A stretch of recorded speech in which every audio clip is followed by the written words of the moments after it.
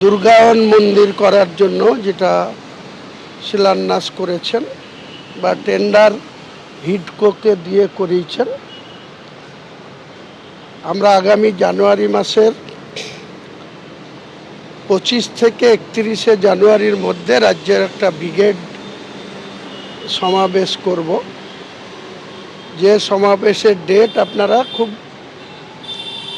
Early 10 তারিখের আগেই জানিয়ে দেওয়া হবে। কারা বলেছিলেন 2021-এ যে ইসকে বার 200 পার, 77-তে থেমে গিয়েছিল, এবার 100 আটকে যাবে। বাংলার উন্নয়নে যারা আমাদের সঙ্গে আমাদের যা যা এজেন্ডা, সেই এজেন্ডা যারা কমপ্লিটলি হেল্প করবে তাদের আমার কাছে অচ্ছুত কেউ নেই।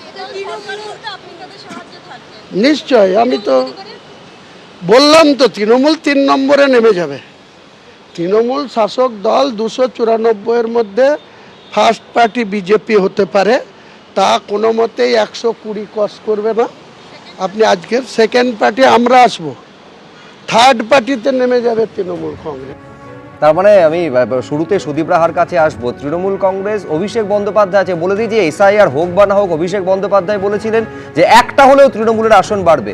এ তো হুমায়ুন কবির বলছেন 3 নম্বরে তোমরা নেমে যাবে। দেখুন, আমরা বলছি যে দিল্লির নেতাদের, দিল্লির জমিদারদের পাজামা ধরে রাজনীতি করা এসব নেতা রাজনৈতিক ভাঁড়।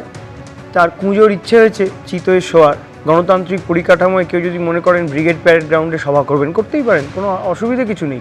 কিন্তু আমি কখনো দেখিনি, আমরা বাংলার লোকেরা কখনো দেখিনি মুর্শিদাবাদের একের পর এক পরিযায়ী শ্রমিক ঘন্টা বাজাবেন বলেছিলেন। মুর্শিদাবাদের একের পর এক পরিযায়ী শ্রমিক যখন বিজেপি শাসিত রাজ্যগুলোতে দিনের পর দিন অত্যাচারিত হয়েছেন, তখন ইনি দিল্লির বাবুদের বিরুদ্ধে একটাও কথা বলেননি। আমরা এই কারণে বলছি, আমরা লড়াই করছি দিল্লির যারা পাজামাটা পরে আছে দিল্লির জমিদারদের বিরুদ্ধে, আর এরা দিল্লির জমিদারদের পাজামা ঝুলে বেঁচে আছে। তাই এদের পলিটিক্যাল রেলিভেন্স কি আছে? এদের নিয়ে কথা বলা মানে সময় নষ্ট, এদের নিয়ে কথা বলা মানে নিজের শক্তির অপচয়।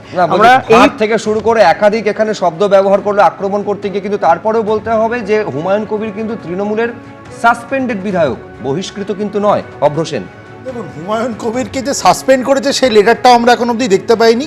আর দুদিন আগে আপনাদের চ্যানেলেই নিউজ দেখছিলাম যে হুমায়ুন কবিরের ছেলেকে নাকি আটক করা হয়েছে। কেন? কোন একটা পুলিশকে ধরে কেলিয়ে দিয়েছে, আমি এই ল্যাঙ্গুয়েজেই বলছি। তার মানে জামিন অযোগ্য ধারা। তারপর আবার খবরে দেখি কি জামিন অযোগ্য ধারা, এদিকে নাকি সেদিনই জামিন পেয়ে গেছে। এই তো হচ্ছে এদের নাটক। হুমায়ুন কবির হচ্ছে তৃণমূলের বি টিম। যে মুসলমান ভোটটা তৃণমূল ছেড়ে চলে যাবে সেই ভোটটা নেবেন উনি, এবং তারপর আবার তৃণমূলের কোলে গিয়ে উঠে পড়বেন। আমি বলছি বাঙালি মুসলমান, ভারতীয় মুসলমানরাও এবার তৃণমূলের থেকে মুখ ফিরিয়ে নিয়েছে এবং তারা ভারতীয় জনতা পার্টিকে সমর্থন করবে। তারাও এই অনুপ্রবেশ নিয়ে তিতিবিরক্ত, এবং ভারতীয় জনতা পার্টি 2/3 আসন নিয়ে এই রাজ্যে ক্ষমতায় আসছে। এটা দেয়ালের লিখন। তৃণমূল যত পাগলামি করুক, যত পায়জামার দড়ি নিয়ে কথা বলুক, এই লেখা তারা আর আমি বলছি অভিষেক বন্দ্যোপাধ্যায় চিত্রনাট্যের কথা বলছেন, অভ্রসেন নাটকের কথা বলছেন। এই নাটক বা চিত্রনাট্যটা লিখছে কে? আমাদের এইটা জানার ভীষণ কৌতূহল। আমি প্রদীপ চট্টোপাধ্যায় এখনো বলতে পারেননি। আমি প্রদীপ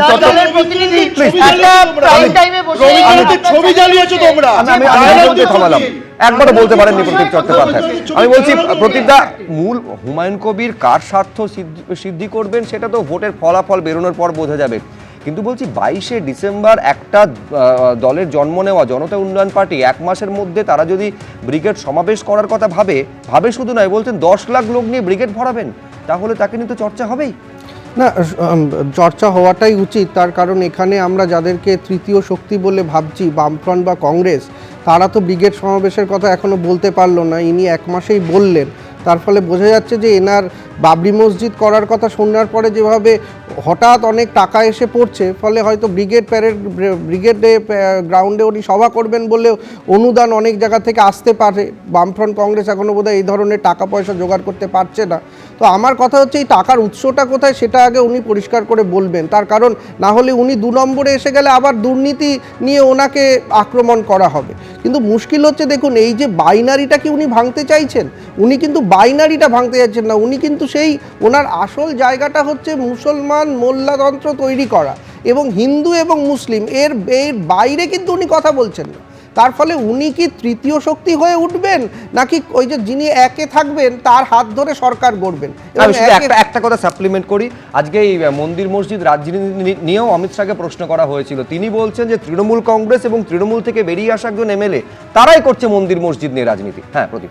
না তো ভালো কথা, তা উনি কি করছেন? অমিত শাহ যিনি এলেন, তিনি আজকে স্বরাষ্ট্রমন্ত্রী নির্বাচনের কয়েকদিন আগে এসে নির্বাচনের তীক্ষ্ণ কয়েকটি জায়গা উচ্চারণ করবেন। উনি যেগুলো করছেন 50-50 ব্লেম দেওয়া যেতে পারে। অনুপ্রবেশের ক্ষেত্রে তৃণমূল কংগ্রেস এবং স্বরাষ্ট্র দপ্তর 50-50 ব্লেম দেওয়া যেতে পারে।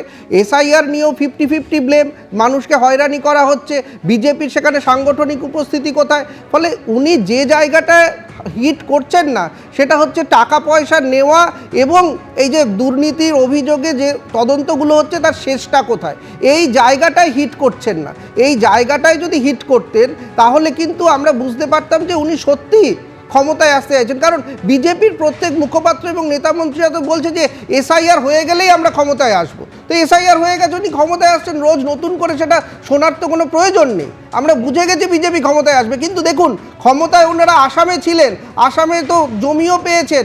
স্মার্ট ফেন্সিং মাত্র একটা ধুবড়ী জেলায় করেছে।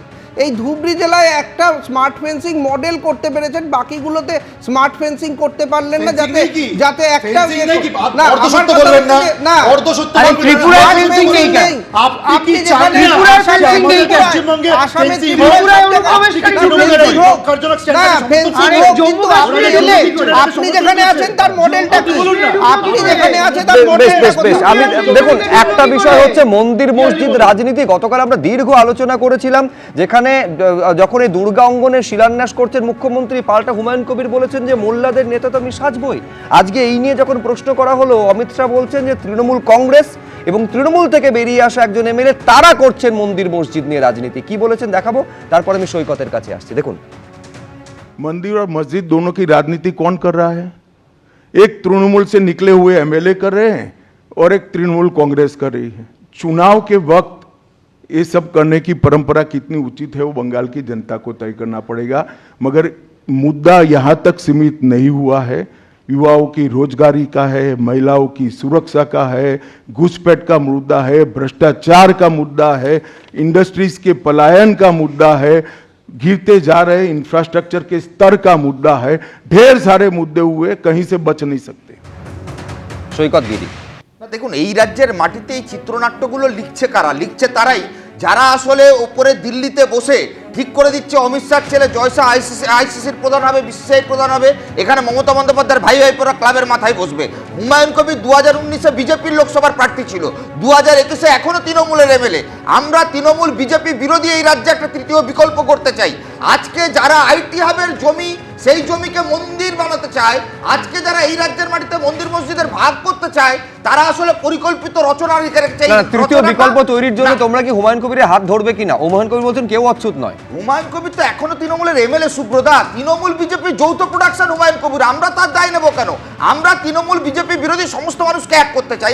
এবিপি আনন্দ এগিয়ে থাকে, এগিয়ে রাখে।